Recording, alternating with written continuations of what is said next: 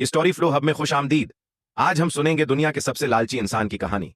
यह है बादशाह गुस्सा खां। उसके पास सोने के पहाड़ और हीरों के समंदर थे, मगर वो कभी खुश नहीं होता था। वो हमेशा यही कहता, बेकार है ये सब, मुझे कुछ ऐसा चाहिए जो उससे भी ज्यादा चमके। फिर एक दिन जंगल के बीचों बीच उसे एक जादुई सोने का दरख्त मिला। उसके पत्ते सब्ज नहीं बल्कि खालिस सोने के थे।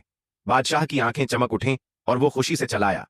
ये सब मेरा है, एक एक पता मेरा है। अब मैं दुनिया का अमीर तरीन बादशाह बन जाऊंगा। उसने लालच में आकर दरख्त के सारे पत्ते नोच लिए, मगर जैसे ही जादू खत्म हुआ, दरिया सूख गए और हरियाली गायब हो गई। बादशाह के पास सोना तो बहुत था, पर खाने को कुछ न बचा। तब उसे एहसास हुआ कि सोना इंसान की भूख नहीं मिटा सकता।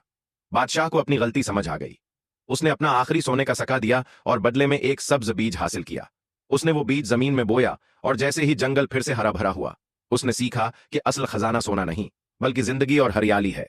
लालची मत बने। ऐसी ही मजेदार कहानियों के लिए स्टोरी फ्लो हब को अभी सब्सक्राइब करें। मिलते हैं अगली कहानी में।